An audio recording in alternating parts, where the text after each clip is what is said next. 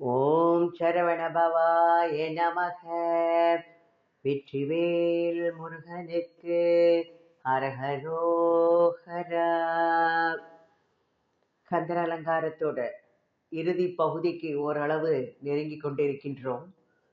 93, 94, 95வது முத்தாலான மலர்களை அனுபவிக்க காத்திருக்கின்றோம். இந்த மலர்கள் ஒவ்வொன்றும் அந்த மாலையில் அழகான ஒவ்வொரு தலைப்பு கொடுத்து கொடுத்து இணைக்கப்படுவதாக காண்பிக்கப்பட்டுள்ளது. இந்த 93வது இந்த பாடலோட தலைப்பாக குழந்தை வேலவனின் கிங்கிணி நாதம், அது முழக்கம் எப்படிப்பட்டதாக இருக்கின்றதுன்னு அருணகிரியார் ரொம்ப அழகாக எடுத்து சொல்லியிருக்கின்றார். ஒவ்வொரு பாடலுமே தனியாக முருகனை பற்றி சொல்லாமல் சிவபெருமான், திருமால், உமையம்மை எல்லாரோட இதையும் சேர்த்து சேர்த்து சேர்த்து கொண்டு வர்றார் ஒவ்வொரு இதுலையா. இதுல எப்படி கொண்டு வந்திருக்கிறார் என்று நாம் இப்பொழுது அனுபவிக்கலாம். 93 குழந்தை வேலவனின் கிண்கிணி முழக்கம் அப்படின்னு தலைப்பு கொடுத்து இணைக்கப்படுகின்றது. மண்கமழ் உந்தி திருமால் வலம்புரி ஓசை அந்த வெண்கமழ் சோலையும் வாவியும் கேட்டது. வேலெடுத்து திண்கிரி சிந்த விளையாடும் பிள்ளை திரு அறையில் கிங்கிணி ஓசை 14 உலகமும் கேட்டதுவே.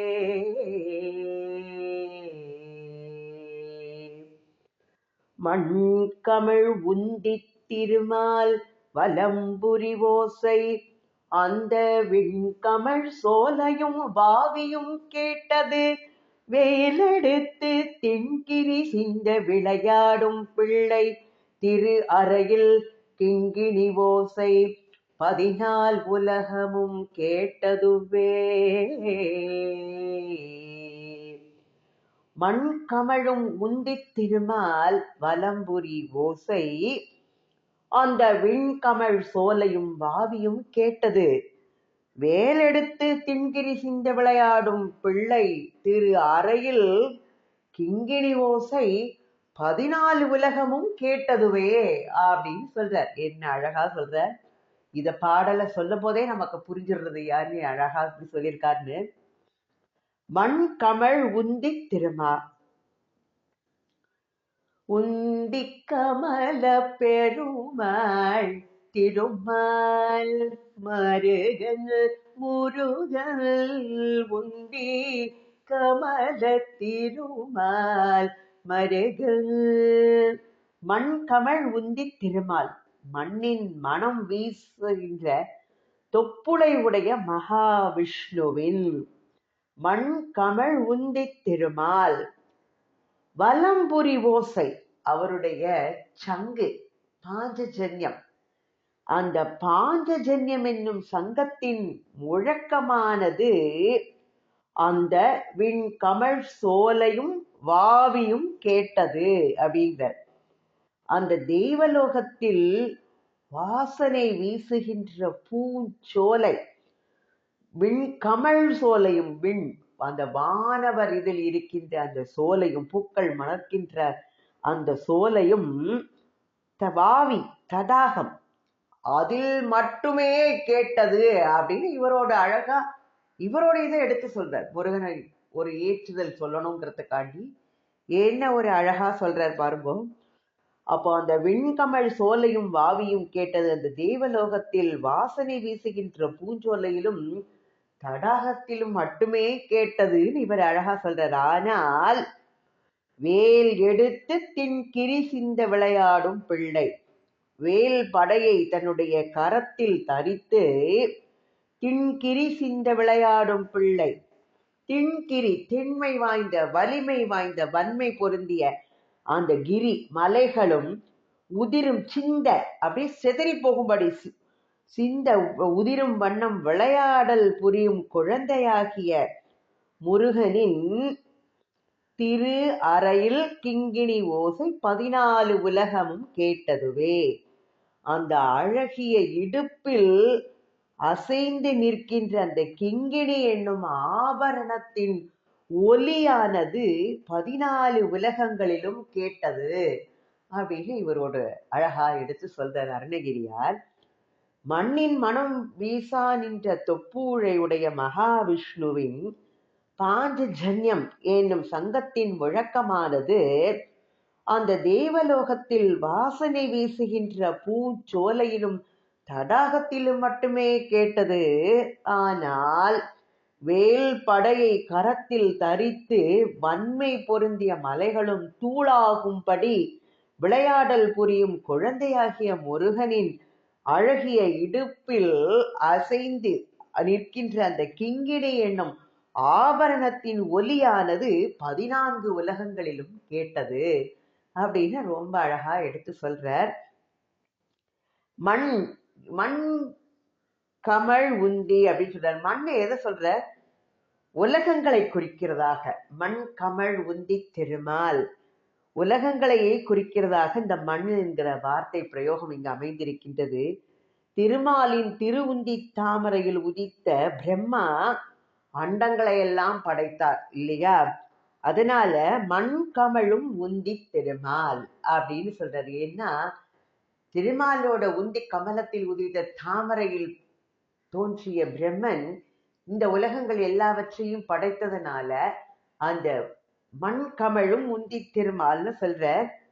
வலம்புரி, ஏன்னா வலம்புரி சங்கு ரொம்ப வலமாக ஓடும் ரேகைகள் உடைய சங்கு, அதனால பாஞ்சஜன்யம் இங்க திருமாலோட கையில உள்ளது பாஞ்சஜன்யம் என்னும் சங்கம் இல்லையா?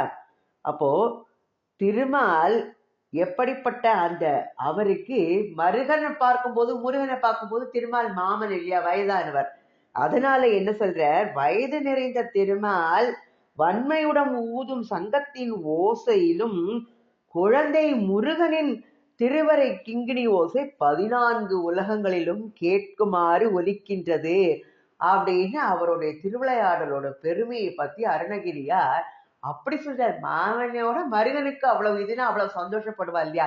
என்னைக்குமே அப்பாவோட பிள்ளை நல்ல இதானா ஒரு சந்தோஷம். அதைத்தான் இங்க அவர் அழகா மாமனோட மருகனோட இது அப்படி கேட்டது ஓசை, கிங்கிணி ஓசை அகில 14 உலகங்களிலும் கேட்டது அப்படின்னு மருகனோட பெருமையை எடுத்து சொல்வதாக இந்த பாடலை அமைத்திருக்கின்றார். இதோட கருத்துரையா நாம என்ன பார்க்கலாம்னா, திருமாலின் பாஞ்சஜன்ய முழக்கம் வானவர் உலகில் மட்டும்தான் கேட்டது. ஆனால் குழந்தை கடவுள் முருக குழந்தையின் திரு அறையில் உள்ள கிங்கிணி ஓசையோ 14 உலகங்களிலும் கேட்டது அப்படின்னு மருகனுக்கு ஒரு பெருமையை கொடுத்து ஏற்றி சொல்லியிருக்கின்றார் அருணகிரியார். என்ன ஒரு அழகு! குழந்தை முருகனுக்கு அவ்வளவு ஒரு பெருமை சேர்ப்பதாக இந்த பாடலை அமைத்திருக்கின்றார். அடுத்தது 94வது பாடல் முருகன் தாளை நீ விரும்பு அப்படின்னு யாருக்கு அறிவுரை சொல்ற? நெஞ்சுக்கு. நீ எங்கேயாவது ஓடாதப்பா, நீ முருகன் தாளையே நிலை பெற்று அங்கேயே நில்லு. நீ அந்த புலன்களோட சேர்ந்துட்டு அங்க எங்க ஓடி வேற இடத்துல உன்னோட கவனத்தெல்லாம் திருப்பாதே அப்படின்னு சொல்றார். இந்த பாடல் எப்படி சொல்லப்பட்டிருக்கிறது? நமக்கு அறிவுறுத்துறார். அவருடைய நெஞ்சுக்கு அறிவுறுத்துவது மாதிரி நமக்கு அழகாக எடுத்து சொல்கின்றார் அருணகிரியார். தெள்ளிய வேனலில் கிள்ளையை கள்ளச் சிறுமி என்னும் வள்ளியை வேட்டவன் தாழ் வேட்டிலை சிறு வள்ளை தள்ளி துள்ளிய கெண்டையை தொண்டையை தோதகச் சொல்லை நல்ல வெள்ளிய நித்தில வித்தார மூரலை வேட்ட நெஞ்சே. தெள்ளிய வேனலில் கிள்ளையை கள்ளச் சிறுமி என்னும் வள்ளியை வேட்டவன் தாழ் வேட்டிலை சிறு வள்ளை தள்ளி துள்ளிய கெண்டையை தொண்டையை தோதகச் சொல்லை நல்ல வெள்ளிய நித்தில வித்தார மூரலை வேட்ட நெஞ்சே.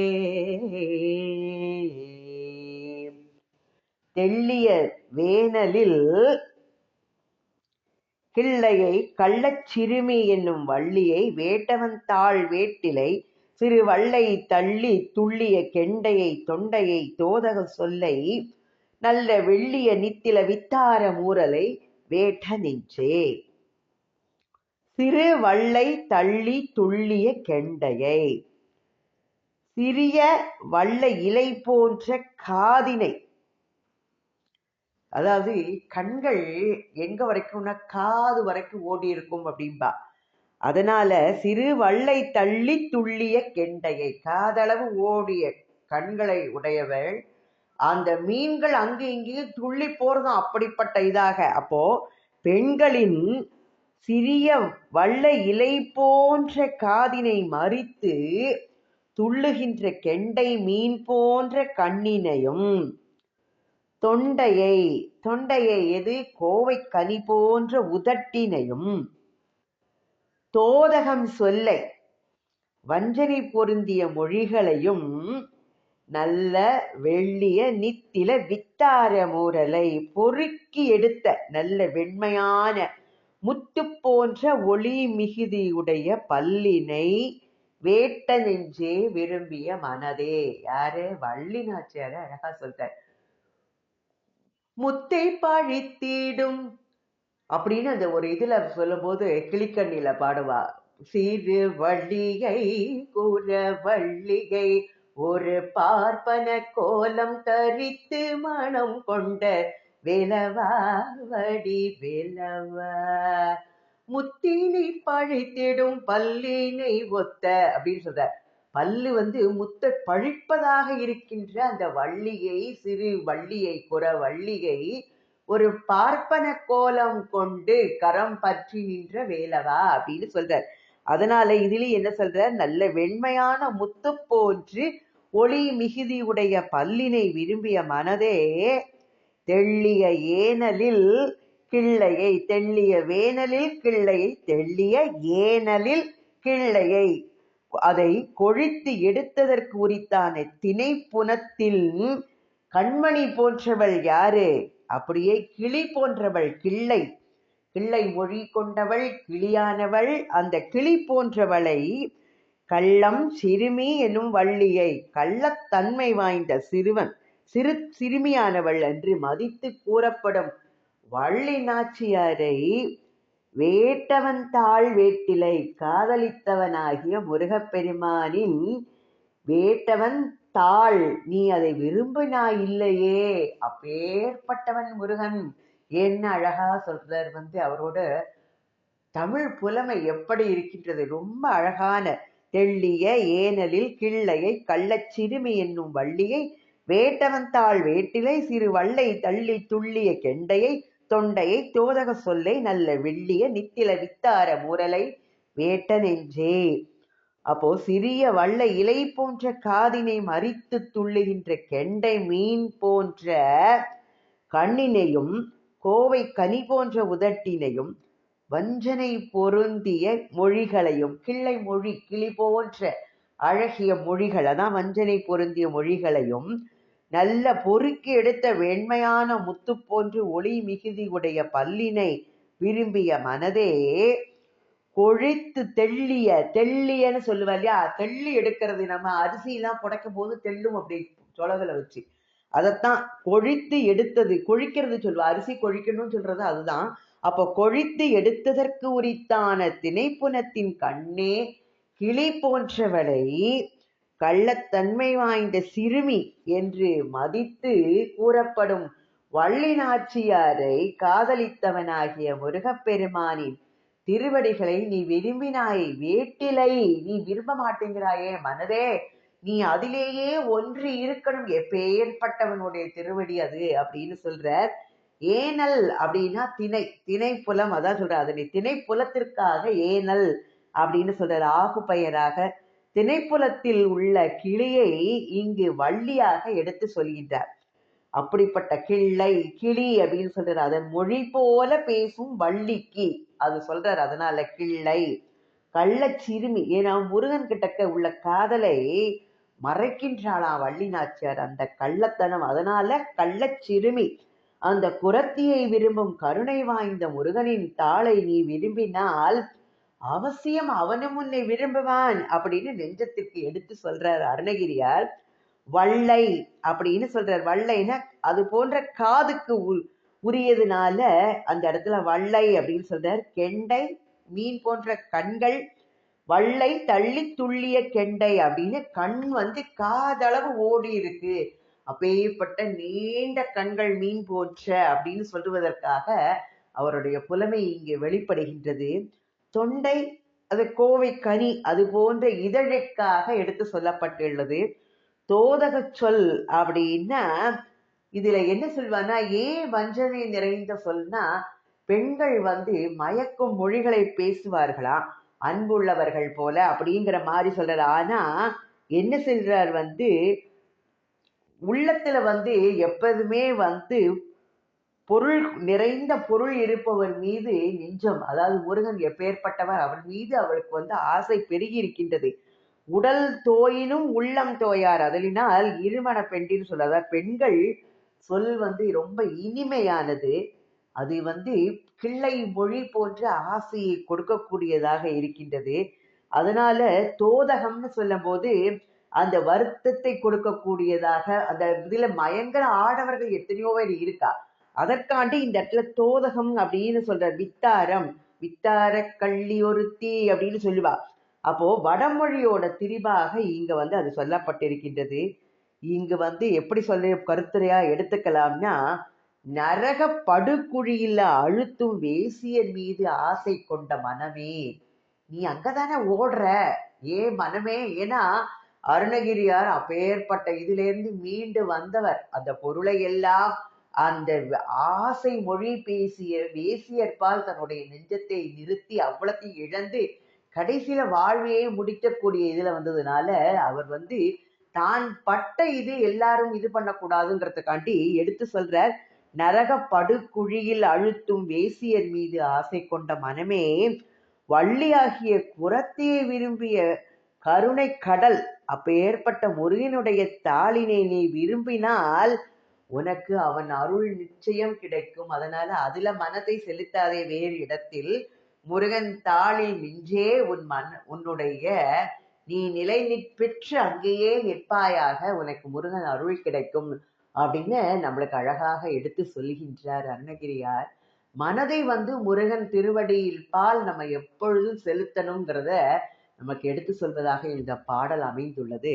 அடுத்தது 95வது பாடலாக, நான் எப்படி பற்று இல்லாமல் இருக்கும் போது தான் அந்த கூடல்ங்கிறது இசையும் அப்படின்னு சொல்றார். அதாவது யான் தான் அப்படிங்கிற பற்று இல்லாமல் இருக்கணும், அப்பத்தான் முருகன் கிட்டக்க நம்மளோட மனது கூடும் அப்படின்னு சொல்றாரு. அப்ப யான் தான் என்ற பற்றற்ற கண்ணே வெளிவந்து கூடல் இசையும், அது நம்மை விட்டு நீங்கணும், அது வெளியில வந்தால்தான் நமக்கு ஞானம்ங்கிற இது கிடைக்கும் அப்படிங்கிறார். எப்போதும் நான் தான், நான் தான் அப்படிங்கிற அந்த அகங்காரம் மமக்காரம் இருக்கக்கூடாதுங்கிறத இதுல எப்படி அழகா எடுத்து சொல்றாருன்னு அனுபவிக்கலாம்.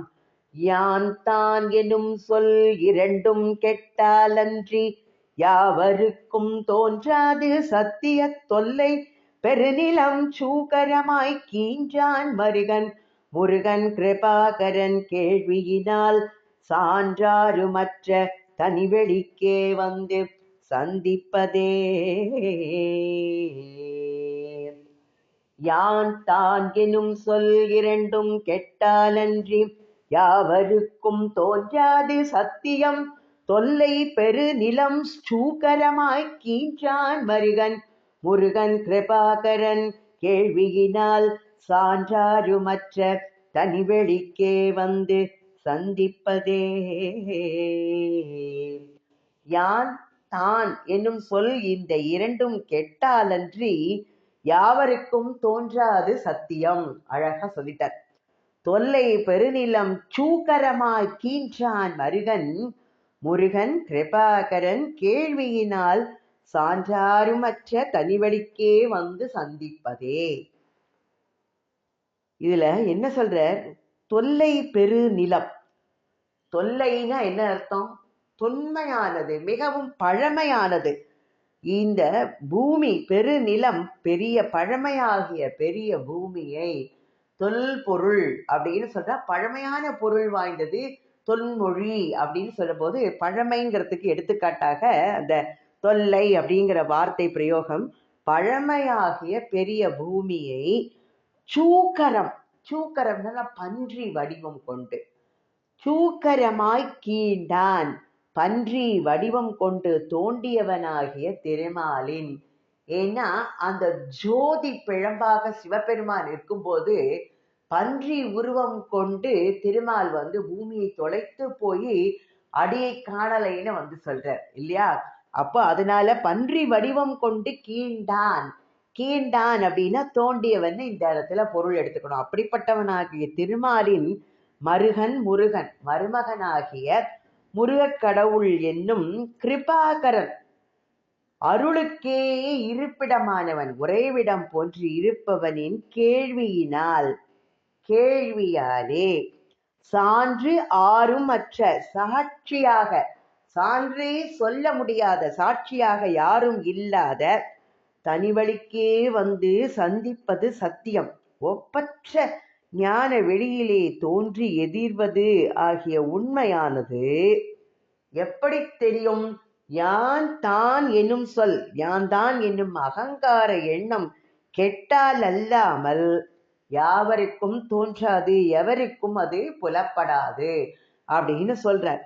அப்போ பழமையாகிய பெரிய பூமியை பன்றி வடிவம் கொண்டு தோண்டியவனாகிய திருமாலின் மருமகனாகிய முருகக் கடவுள் என்னும் அருளுக்கு உறைவிடம் போன்று இருப்பவனின் கேள்வியாலே சாட்சியாக யாரும் இல்லாத ஒப்பற்ற ஞான வெளியிலே தோன்றி எதிர்கொள்வது ஆகிய உண்மையானது யான் தான் எனும் அகங்காரம் எண்ணம் கெட்டால் அல்லாமல் எவருக்கும் புலப்படாது. முருகனோடு இது யான், நான் தான், தான் தான் அப்படிங்கிற அந்த அகங்காரம் மமகாரம் போனால்தான் அவனை காண்பது, அந்த ஞானம் என்பது கிடைக்கும் அப்படின்னு சொல்றார் இதுல அப்போ யான் தான் அப்படின்னு சொல்லு அகங்காரம், தனி வழிக்கு சந்திப்பது தோன்றாது சத்தியம் அப்படின்னு என்ன சொல்லியிருக்க.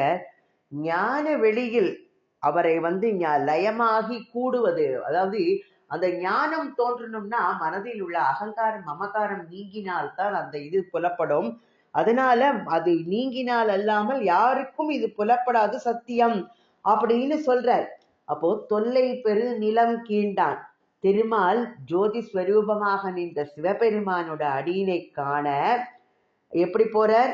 பொன் கண்ணனை பொன்றுவிக்கும் பொருட்டும் பன்றி உருவத்தை திருமால் கொண்டனன் அப்படின்னு எடுத்து சொல்லப்படுகின்றது. முருகனுடைய மனைவி தெய்வயானை வள்ளி நாச்சியார், இவ யாருன்னா திருமாலின் மகள் அமுதவல்லி சுந்தரி. அதனால முருகனை என்ன சொல்ற, பெருநிலம் கீண்டான் மருகன், கீண்டான். இன்னொரு என்ன சொல்லலாம், திருமாலின் சகோதரி உமை பெற்ற பாலகன் மருகன். இன்னொன்று தெய்வயானையும் வள்ளியும் திருமாலின் பெண்கள் அமுதவல்லி சுந்தரி. அதனால முருகனை பெருநிலம் கீண்டான் மருகன் அப்படின்னு சொல்ற. கீண்டான் அப்படின்னு சொல்றது கீண்டான் அப்படின்னு இதுல சொல்லி நிக்கிறது. அப்போ என்னதுன்னா கேள்வி. ஏன் கேள்வி கேட்கலைன்னா கற்றல்ங்கிறது பூர்த்தி ஆகாது. சும்மா சொல்லிட்டு போனா ஏன், எதற்கு, ஏன் என்ற கேள்வி இங்கு கேட்காமல் வாழ்க்கை இல்லை அப்படின்னு சொன்னார் கண்ணதாசன். அப்போ கேள்வி கேள்வி கேட்கும் போதுதான் நீங்க அதை புரிஞ்சு கொண்டு அதோட சந்தேகம் நீங்க ஏன் அப்படி, எதற்கு அப்படின்னு கேள்வி கேட்கும் போதுதான் உங்களுக்குள்ள இருக்கின்ற அந்த எல்லா சந்தேகங்களும் நீங்கும். அப்போ கேள்விங்கிறது கற்றலை குறிக்கிறதாக கூறியிருக்கிறார். ஒரு மொழி தன் இனம் கொளர் குறித்தே அப்படின்னு சொல்ற நன்னூல்ல சொல்லப்பட்டிருக்கு. கற்றபின் கேள்வியாலே ஞான பூர்த்தியாகும். கேள்வி கேட்டால்தான் அந்த கற்றல் ஞானம்ங்கிறது பூர்த்தியாகும்னு சொல்றார். எத்தனை நம்ம படிச்சுட்டாலும் கேள்வி அப்படிங்கிறது தோன்றும் போதுதான் ஞான பூர்த்தியை அது உண்டாக்கும். கேள்வியை அதனால இதுல தனிமைப்படுத்தி அழகாக சொல்லி இருக்கின்றார். நாமளும் நமக்குள்ளேயே கேட்டுக்கணும், ஏன் அப்படி, எதனால அப்போதான் நமக்கும் இந்த யான் தான்கிற அகங்காரம் போய் கேள்வி கேட்கும்போது அந்த ஞானத்தோட ஸ்வரூபம் நமக்கு தெரியும் அப்படின்னு சொல்றாரு. அதனால கற்றலுக்காக கேள்வியை இங்கு சொல்லியிருக்கின்றார். இதுல கருத்துரையா யான் தான் என்னும் அகங்காரம் அழிந்தால் அன்றி ஞான பூர்த்தியினால் முருகனில் ஒன்றுபடுதல் என்பது நமக்கு என்றைக்குமே கூடாது. இது சத்தியம். அப்படின்னு அருணகிரியார் நமக்கு எடுத்து சொல்றார். அப்போ என்னைக்குமே அகங்காரம் மமகாரம் இருக்கிற இடத்துல சத்தியம் வெளிப்படாது. அதனால எப்பவுமே யான் தான் அப்படிங்கிறது அகங்காரம் அகன்றால்தான் ஞான பூர்த்தி ஏற்படும். அப்பொழுதுதான் முருகனை அவரில் ஒன்றுபடுதல்ங்கிறது சாத்தியப்படும் அப்படின்னு அருணகிரியார் நமக்கு சொல்றார். நெஞ்சத்தை அவன் தாளடியில் நிலைநிறுத்தி யான் தான் என்பதை விடுத்து முருகனுடைய சத்தியமான ஞான சொரூபத்தை நம்மளால் காண முடியும்னு அருணகிரியார் எடுத்து சொல்றார். ரொம்ப அழகா இருக்கு. கிட்டத்தட்ட 95 பாடல்கள் நம்மளால் அனுபவிக்கப்பட்டுள்ளது. இன்னும் மீதி உள்ள பாடல்களையும் அனுபவிக்க முருகனுடைய திருவருள் நமக்கு கிடைக்கட்டும். முருகா சரணம், முருகா சரணம், முருகா சரணம்.